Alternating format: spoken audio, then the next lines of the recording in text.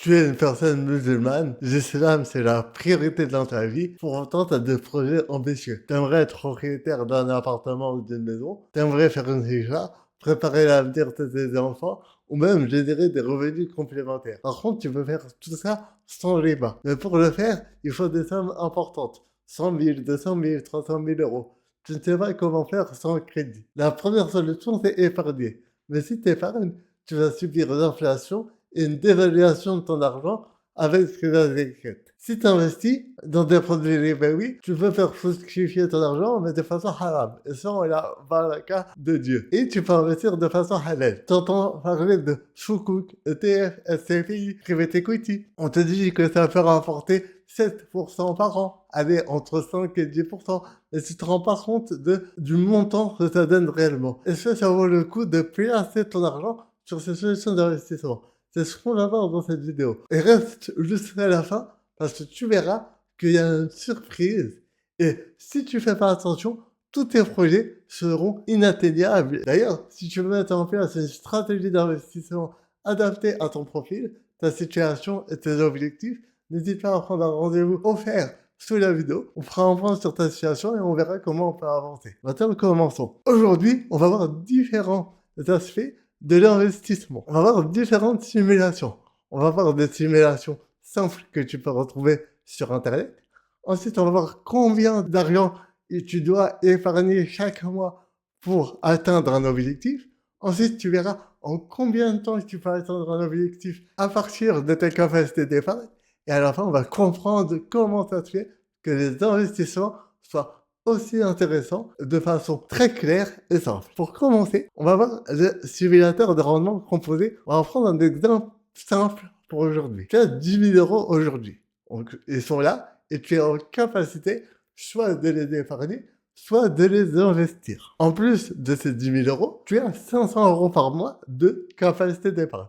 Ça peut être 100 euros, 200 euros, 1000 euros. Dans cette situation, on va mettre 500 euros.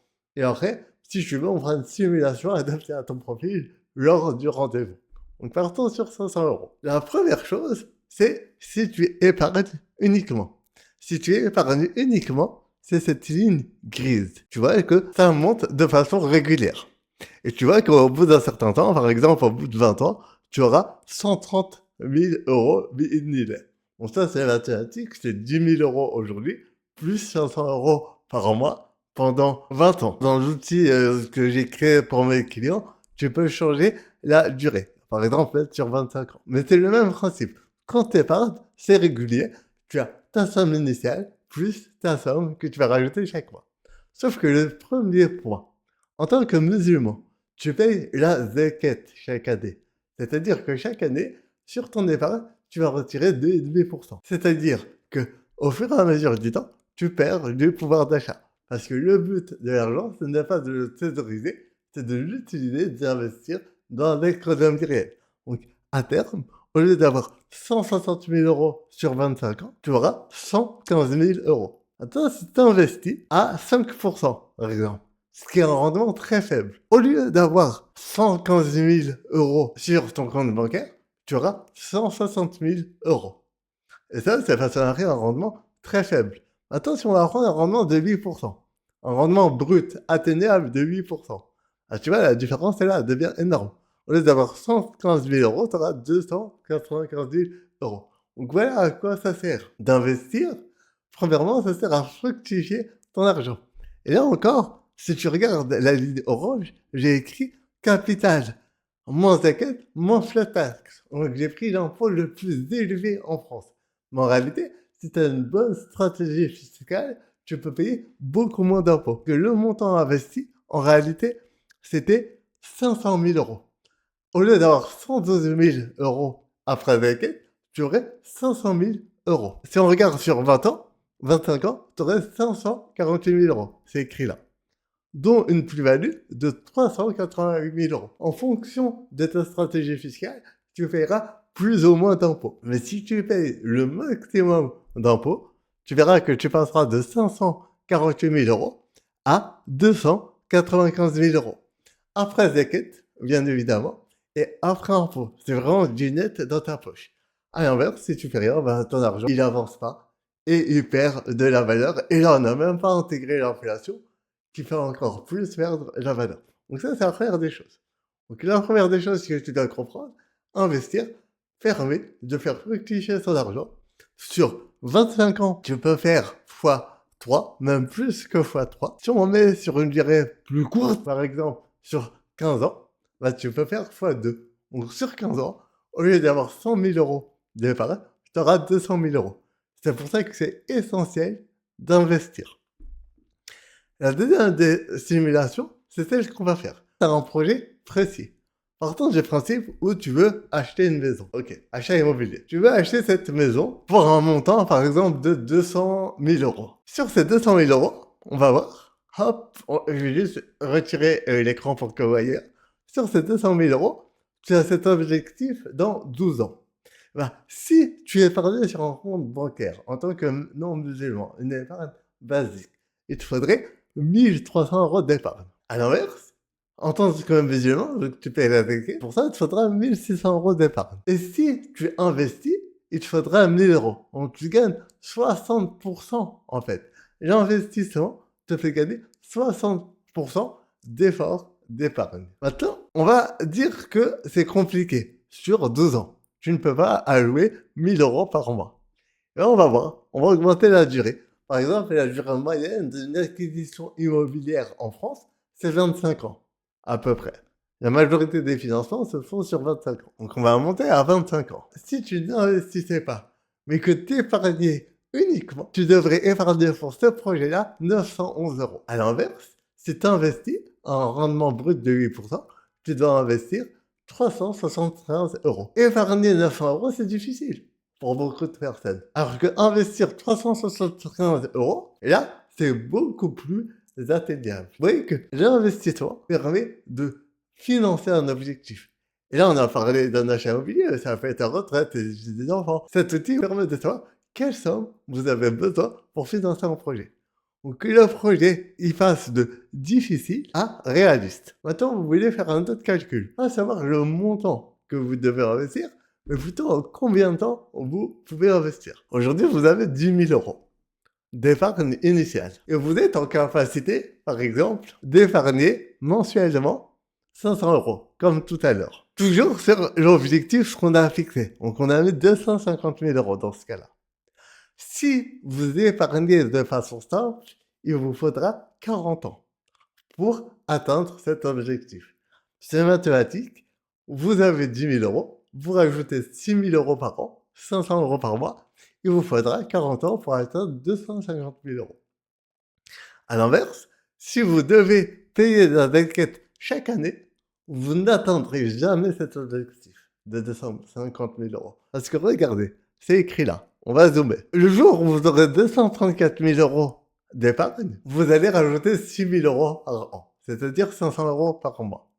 Mais dans le même temps, vous allez devoir payer la zakat de 5 850 euros, c'est-à-dire 2,5% de 234 000 euros. Vu que chaque année, ce que vous allez mettre en épargne va être sorti en zakat, vous ne pourrez pas dépasser le montant de 250 000 euros.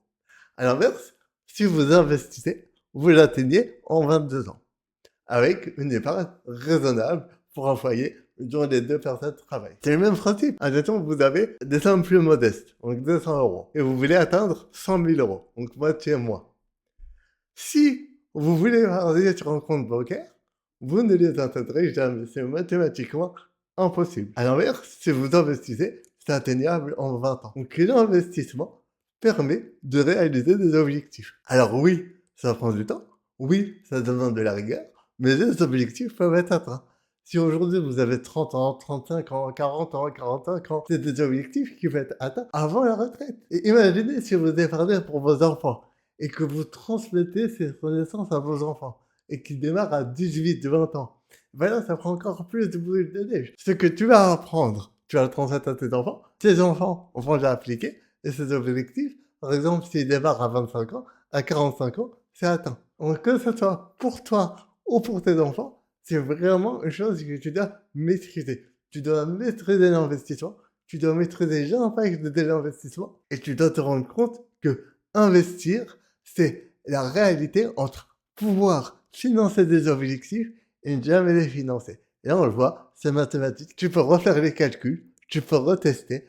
Aujourd'hui, sur certains objectifs, ils seront inatteignables sans investissement. C'est pas un plus d'investir, c'est une nécessité, c'est une obligation pour pas perdre en pouvoir d'achat et pour pouvoir financer vos projets et pour pouvoir préparer votre avenir. Lui, il disait, c'est un qui donne, mais toi, tu dois faire les causes. Maintenant, comment ça fonctionne, ce principe-là? On va voir le principe de rendement composé. Donc, admettons, on va reprendre des chiffres, allez, par exemple, 10 000 euros aujourd'hui. Et on va mettre 300 euros par mois. Ah. Tu vois que la première année, tu as fait un effort d'épargne de 13 600 euros. Et tu as eu un rendement de 265 euros. C'est-à-dire 8% de 13 600. Tu vas me dire, c'est pas beaucoup. Sauf que la deuxième année, tu auras 1300 euros. Et la troisième année, 1600 euros. Ça monte petit à petit. Et au bout de 8 ans, ton effort d'épargne de 3600 euros sera moins important que ce que tu vas obtenir en rendement de tes investissements. C'est-à-dire que l'argent qui provient de tes investissements sera plus important que l'argent qui provient de ton épargne.